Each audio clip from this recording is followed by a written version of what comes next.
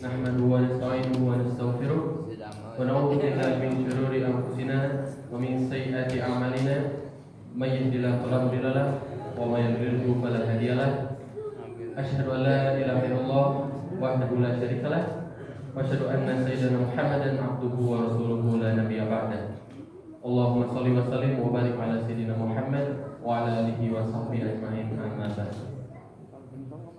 Hadirin jamaah tarawih rahimahullah, pertama-tama marilah kita panjatkan puji dan syukur kehadirat Allah Subhanahu wa taala karena kesimpanan berkah dan rahmatnya, taufik dan hidayahnya.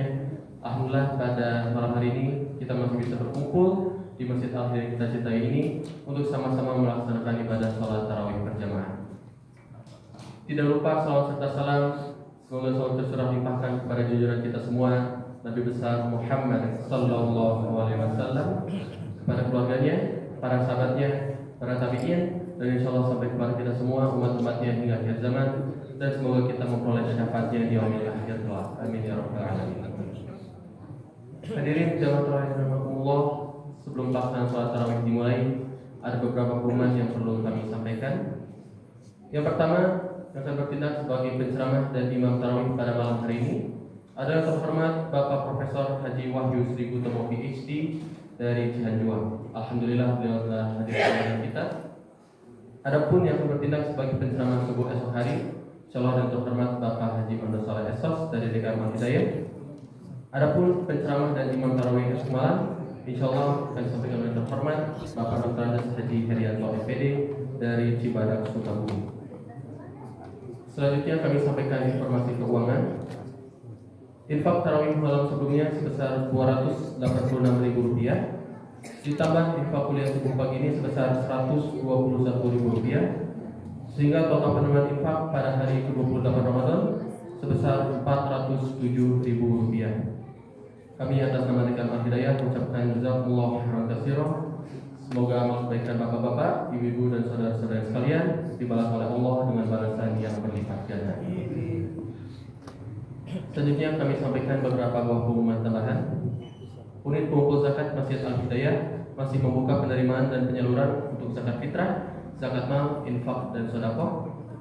Bagi para jemaah yang akan menunaikan zakat, infak dan sedekahnya, dapat mobil langsung pengurus UPZ di Sekretariat Masjid Al-Hidayah, yang insya Allah penerimaan zakat akan dibuka pada setiap ba'da sholat zuhur, sholat asar dan sholat tarawih. Sebagai informasi, besaran zakat fitrah pada tahun ini menurut aturan dari Basnas Kota Bandung adalah 2,5 kg beras yang setara dengan uang tunai sebesar Rp42.500 per jiwa. Selanjutnya kami mengundang para jamaah untuk mengikuti iktikaf pada 10 malam terakhir Ramadan. Bagi para jamaah yang akan mengikuti iktikaf, dipersilakan untuk hadir di Masjid Al-Hidayah. Insya Allah agenda utama akan dimulai setiap pukul 1 dini hari yang akan diisi dengan agenda berupa ceramah iktikaf, salat yang mulai berjamaah, zikir bersama dan diakhiri dengan makan sahur. Selanjutnya kami umumkan insya Allah Masjid Al-Hidayah akan menyelenggarakan sholat Idul Fitri yang bertepatan dengan tanggal 1 Syawal 1447 Hijriah dengan tanggal Masehi akan mengikuti penetapan dari Sidang Isbat Kementerian Agama Republik Indonesia. Yang bertindak sebagai imam dan khatib pada pelaksanaan sholat Idul Fitri insyaallah adalah terhormat Bapak Ustadz Hendar Ibnu Hajar LC MPDI dengan tema khutbah Idul Fitri momentum kembali pada fitrah dengan menjaga kesucian hati pasca Ramadan. Demikian pengumuman yang dapat kami sampaikan, kurang lebihnya mohon maaf. Terima kasih atas perhatiannya. Wabillahi taufik wal hidayah. Wassalamualaikum warahmatullahi wabarakatuh. Pada Bapak penceramah kami persilakan.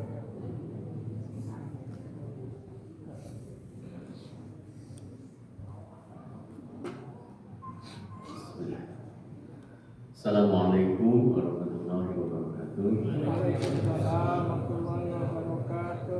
Alhamdulillahirabbil alamin wal 'aqibatu lil muttaqin wa la 'udwana illa 'alal zalimin. Walhamdulillahilladzi hadana li hadza wa ma kunna linahtadiya laula an hadana Allah.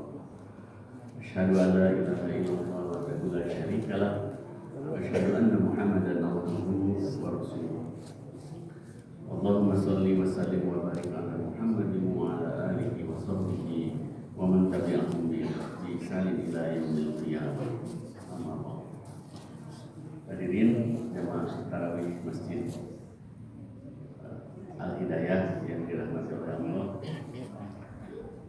kita bersyukur pada malam hari ini masih diberi kesempatan, tenaga dan kesempatan serta waktu oleh Allah untuk hadir di Masjid Al-Hidayah ini, salah satu masjid di antara jutaan masjid di dunia, di mana di sana didirikan dan dihidupkan aktivitas Ramadan di bulan suci ini.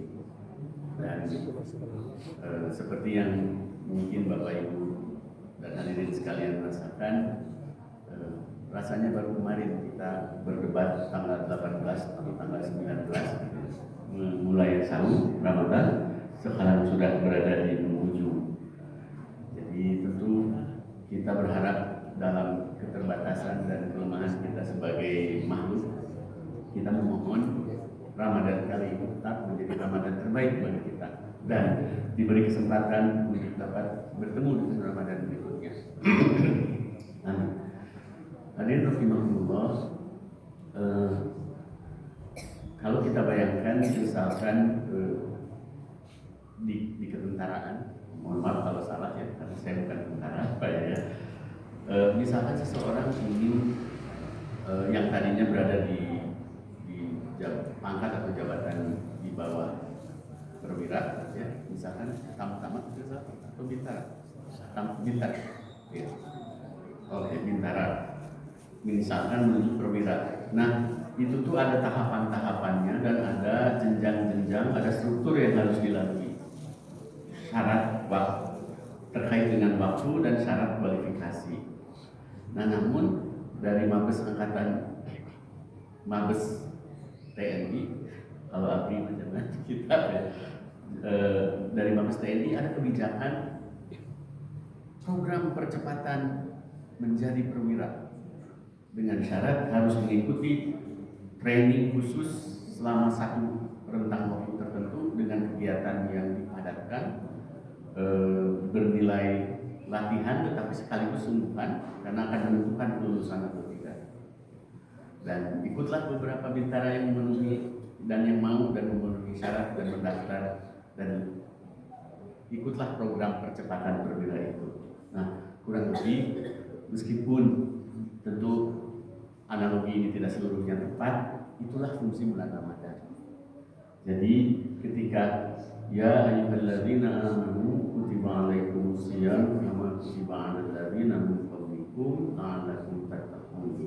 Intinya disuruh kita diwajibkan kutiba, dikitabkan, dihukumkan. Kalau yang kutiba itu artinya sukarela atau terpaksa, sebetulnya Anda terkena hukum. Kutiba alaikumusiyam, ditetapkan, diwajibkan atas kalian bersaum melakukan puasa Ramadan. Ujungnya adalah la'allakum tattaqun. Kalaulah tattaqun ini sebetulnya golongan bertakwa ini adalah golongan tinggi atau perwira, maka saum inilah sebetulnya tadi yang disebut dengan program khusus percepatan jenjang perwira. Dari mana kita tahu atau dapat menyimpulkan hal ini? Sebetulnya Bapak Ibu sudah menemukannya dalam surat Al-Baqarah di ayat-ayat awal, yaitu ketika setelah masalukum kamasalil ladzi tawfadan, kemudian di tengah-tengah ada ya ayyuhan nasu ubudu rabbakumul ladzi khalaqakum wal ladzina min qablikum la'allakum tattaqun. Jadi sebetulnya perintah dasar yang generiknya, yang umumnya, jenjang umum tanpa percepatan itu adalah ya ayyuhan nasu ubudu, wahai manusia. Itu sebenarnya semua segenap manusia ya. Ibudu, kemudian apa? Beribadahlah, bisa disebut sembahlah Allah yang telah menciptakan kalian ya. Di situ disebutkan ya ayyuhan nasu ubudu rabbakumul ladzi, disuruh menyembah Allah dengan fungsi atau predikat sebagai Rob, pengatur, penyelenggara administrasi, penguasa, pensetup aturan ya. Dan juga tentu yang memonitor atau yang menilai, evaluasi hasil pekerjaan hambanya. Nah, kemudian la'allakum tattaqun, agar kita bertakwa. Nah, dari sini sebetulnya kita paham bahwa perintah Allah kepada kita adalah untuk menjadi hamba yang menyembahnya, agar kita bertakwa. Dan Allah dengan kasihnya menyediakan fase Ramadan 1 bulan ini untuk memboosting, mempercepat, memperkuat, memperlebar kemungkinan kita meningkat ketakwaannya. Nah, karena di situ juga ada kata-kata sembahlah Allah Tuhanmu, Rabbmu, maka kita juga sekaligus sebetulnya diminta untuk menjadi hamba sahaya. Kemerdekaan yang hakiki bagi seorang manusia itu ternyata menjadi hamba sahayanya, hambanya Allah, gitu. Bukan menjadi bebas, tidak bertanggung jawab atau jadi tidak teratur berkeliaran, tetapi justru menyerahkan diri menjadi hamba Allah. Nah, dalam konteks ini sebetulnya kita bisa melihat hubungan nanti bagaimana kualitas hamba yang sangat erat terkait dengan ketakwaan ini. Kalau kita, semoga Bapak Ibu dan saya juga tidak bosan ya di Ramadan ini selalu mendengar kata takwa, tapi sebetulnya itulah tema sentral hidup kita. Mau apalagi kita topiknya juga takwa ti Allah dan juga gitu. Maaf campur sudah. Jadi mau apapun ya memang takwa disuruhnya. Mau takwa, padahal itulah memang yang diminta. Tentu takwa yang operasional, yang fungsional, yang bisa dijalankan oleh kita dalam kehidupan sehari-hari. Nah, Allah sebetulnya memberikan banyak bekal dalam Al-Quran, bertebaran ayat-ayat tentang takwa. Misalkan dalam Al-Baqarah ayat-ayat awal, alladzina yu'minuna bil ghaibi wa yuqimunas sholata wa mimma razaqnahum yunfiqun, ya, dan seterusnya. Kemudian juga misalkan dalam Ali Imran, wasari'u ila magfiratin min rabbikum wa jannatin 'arduhas samawati wal ardu uiddat lil muttaqin.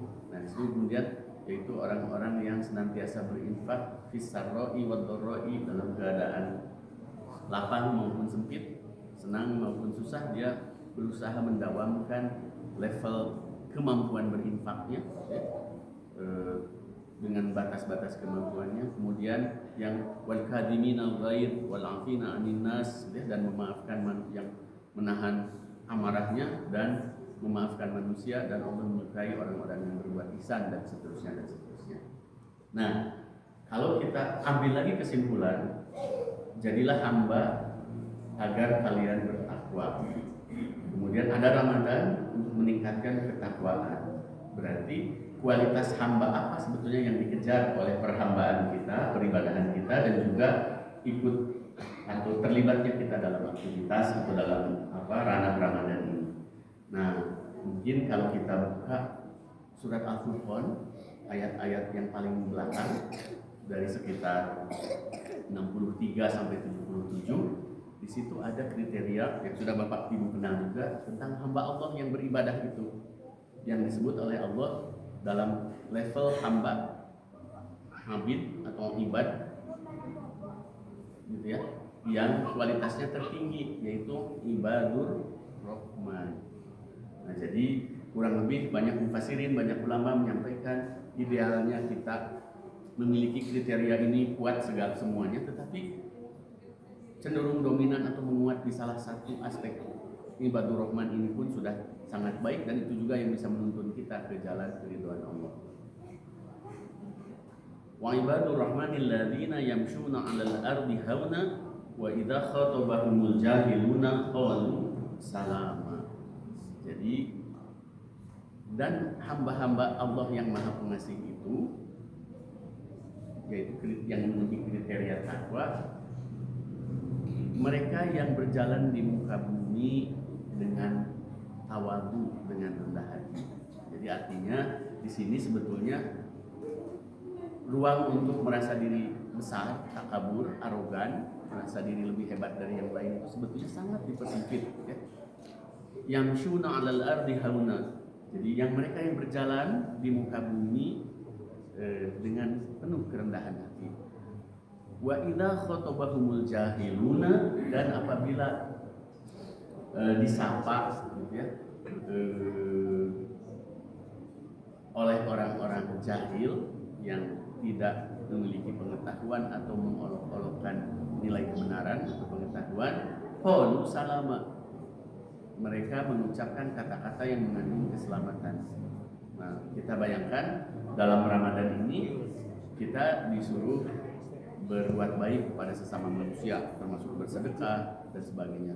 Kemudian tidak sombong, tidak arogan, dan itu juga bisa menekan amarah, ya, menekan dan mengendalikan kemudahan kita untuk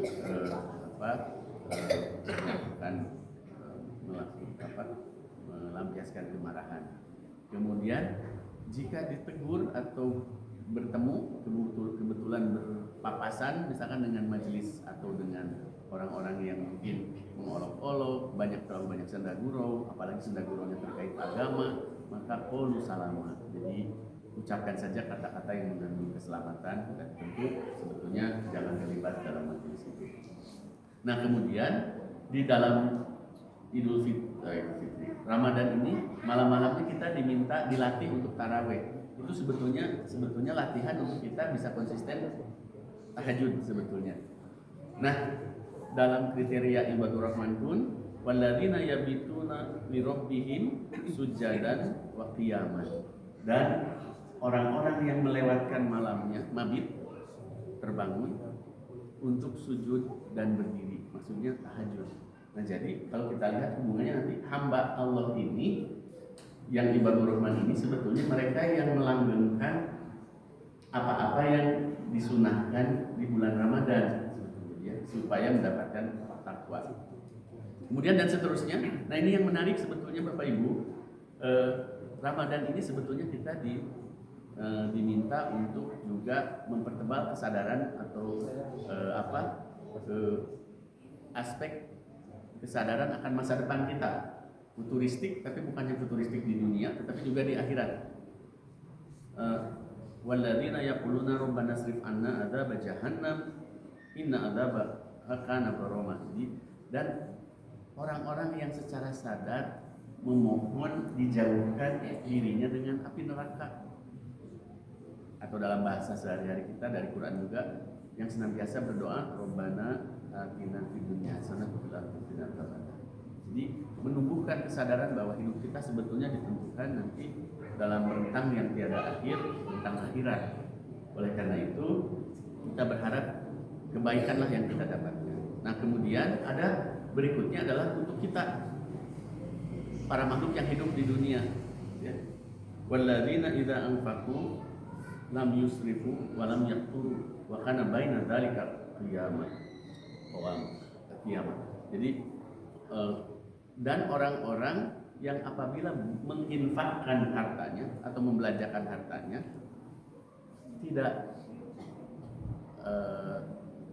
tidak berlebihan, tidak boros dan tidak kikir. Jadi Allah tidak menghendaki kita itu berada di titik-titik ekstrim, mubazir kawannya setan, boros merugikan diri, keluarga dan masyarakat juga sebetulnya dengan sumber daya yang kita miliki. Tetapi wa kana baina dzalika qawama, jadi berada di tengah-tengah, pertengahan, moderat. Artinya tentu sikap bijak dalam menata perekonomian, misalkan perekonomian keluarga, pribadi dan sebagainya. Orang Islam yang disukai oleh Allah itu ternyata orang Islam yang melek atau yang memiliki literasi perhitungan ekonomi pribadi dan keluarga paling tidak, yang merencanakan yang ini, yang kapan harus berzakat, kapan dan sebagainya, bukan yang tanpa perhitungan. Jadi seperti itu. Nah, ini juga mengajarkan kepada kita ternyata orang mutakin itu ternyata ya orang yang mawas, ya, termasuk dalam menata kehidupan ekonomi. Dan seterusnya Bapak Ibu, karena waktu saya teruskan saja intisarinya. Kemudian mereka yang tidak menyembah selain Allah, tidak membunuh manusia tanpa hak, dan tidak melakukan zina. Kemudian barang siapa yang melakukannya tentu itu dosa besar kecuali bagi yang bertaubat. Kemudian Allah ulang kembali, dan juga orang-orang yang apabila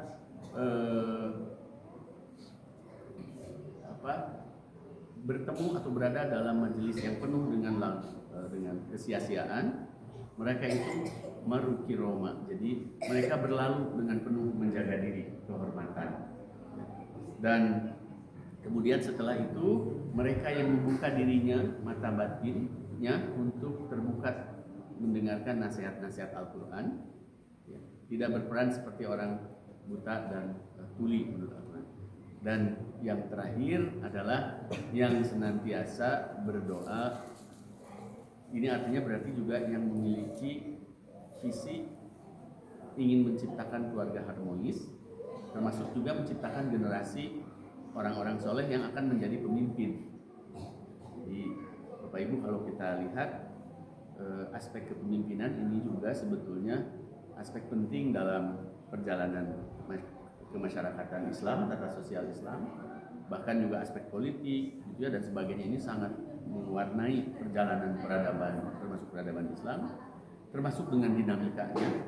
Bapak Ibu bisa lihat, misalkan 3 dari 4 khulafaur rasyidin itu wafatnya itu sebetulnya bukan dalam kondisi normal. Misalkan kondisi terbunuh dalam kancah atau kekacauan politik yang sangat keras, padahal itu era yang sangat dekat dengan Nabi. Apalagi zaman kita sekarang. Zaman sekarang kan aneh-aneh ya kebijakan-kebijakan. Kita sebagai rakyat tentu kita harus mengikuti dan melihat, termasuk juga mungkin menyampaikan saran dan kritik secara wajar, secara beretika. Tetapi memang kita juga harus memahami gitu, kalau beberapa penyimpangan atau keanehan. Dan banyak hal terjadi, termasuk juga misalkan kemarin di TV gitu ya, kalau orang tadi jahilun diberi panggung, yang ada kan seperti kekacauan ya, itu yang abu sesuatu ya, sebetulnya itu juga suatu kesalahan sejarah gitu ya, orang bodoh, orang jahil diberi panggung ya, dan dilihat oleh keseluruhan publik ya. Semoga ke depan lebih baik lagi. Saya kembali ke tadi bahwa salah satu ibadur rahman itu mereka yang senantiasa berkata, Rabbana hablana min azwajina wa dzurriyyatina qurrata a'yun waj'alna lil muttaqina imama. Jadi ya Allah, berikanlah kepada kami, Rabbana hablana min azwajina, dari pasangan-pasangan kami, wa min dzurriyyatina, dan juga dari keturunan kami, qurrata a'yun. Qurrata a'yun itu kesejukan dalam pandangan mata.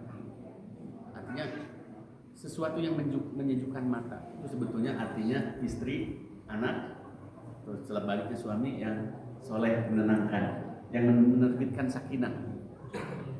Dan sakinah ini sebetulnya pilihan Bapak Ibu ya. Kita misalkan yang biasanya agak keras ke istri atau ke suami, mungkin juga bisa mulai berlatih dari pulang ini. Apapun yang dikatakan pasangan kita, apa sayang gitu ya, meskipun aneh nanti jadi kebiasaan, mungkin jadi bagus gitu ya, jadi lebih harmonis. Just kidding Bapak Ibu, tapi bisa dicoba. Rabbana hablana min azwajina wa dzurriyyatina qurrata a'yun. Mereka yang soleh, yang menunjukkan pandangan mata, yang menenangkan hati gitu ya, dan kehidupan keseharian. Waj'alna lil muttaqina imama, dan jadikanlah kami pemimpin bagi orang-orang yang bertakwa. Jadi keharusan kita menyiapkan adik-adik kecil ini menjadi pemimpin, dan dia bertakwa dan menjadi memimpin orang-orang, sekumpulan orang yang bertakwa. Nah, inilah mungkin yang ingin saya sampaikan. Mohon maaf kalau waktunya berkepanjangan, tetapi saya sangat yakin bahwa kerinduan Bapak Ibu terhadap Ramadan akan tetap terjaga. Sebagai manusia selalu ada tarik-menarik antara menunggu Lebaran, Idul Fitri, karena itu juga kebahagiaan, tapi juga dengan sadar akan berpisah dengan tamu agung ini. Jadi dua hal itu memang bagus untuk dijaga. Itulah membuat kita hidup gitu ya, semangat membangun dunia, tetapi juga menjadi semacam orang yang sangat sensitif membangun akhirat. Demikian yang ini saya sampaikan. Mohon maaf jika banyak kekurangan. Nasrul minallah wa fathul qarib wa basyiril mu'minin. Wassalamualaikum warahmatullahi wabarakatuh. Waalaikumsalam warahmatullahi wabarakatuh. Sallu sunnat